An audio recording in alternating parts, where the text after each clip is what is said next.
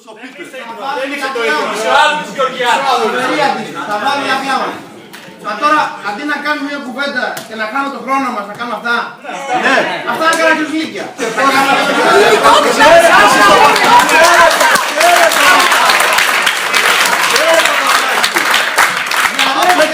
Πώς θα έρθει εδώ, ποιος θέλει. Και να πει αυτή τα λόγια να κάνουμε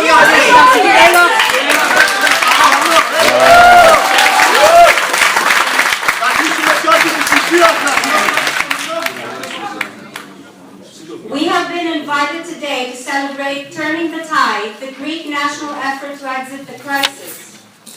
Despite the title's positive connotations, this event's honoree, Health Minister Mr. Αδωνις Γεωργιadis, belongs to a political class that is pushing the Greek people further into despair, making sure our country can never exit the crisis. Mr. Georgiadis himself presents with a shameful record as health minister. His first action in July of 2013 was to reinstate Health Decree 39A, which stipulates forced testing for infectious diseases under police supervision aimed at injecting drug users, sex workers, trafficking victims, HIV-positive people, and migrants. This action and the decree were strongly and unsurprisingly condemned by leading international health bodies like UNAIDS, human rights campaigners, as well as scientists like Françoise Barré-Sinoussi, the Nobel Prize winner who identified the HIV virus. Later, he publicly admitted that access to healthcare was, quote-unquote, difficult. This was in the newspaper Tovima. And he now advises that illnesses like cancer, quote, illnesses like cancer are not considered urgent unless it is terminal, unquote. This was in the Washington Post. Despite these frightfully uninformed, disingenuous, and cynical musings of Mr. Georgiadis, the Greek government officially refuses to acknowledge the evidence that is increasingly piling up of the disastrous effect of its policies on public health, while it opts to discredit the scientific research. Contrary to his propaganda, the actual evidence is shocking. Public spending on health is now less than in any other European Union member state. Almost 1/3 of the population is currently, or shall be in the near future, at risk of no access to social health insurance. Vulnerable populations such as the elderly, pregnant women, cancer patients, those with HIV, drug users, refugees, immigrants, and ethnic minorities face increased difficulties to accessing health services.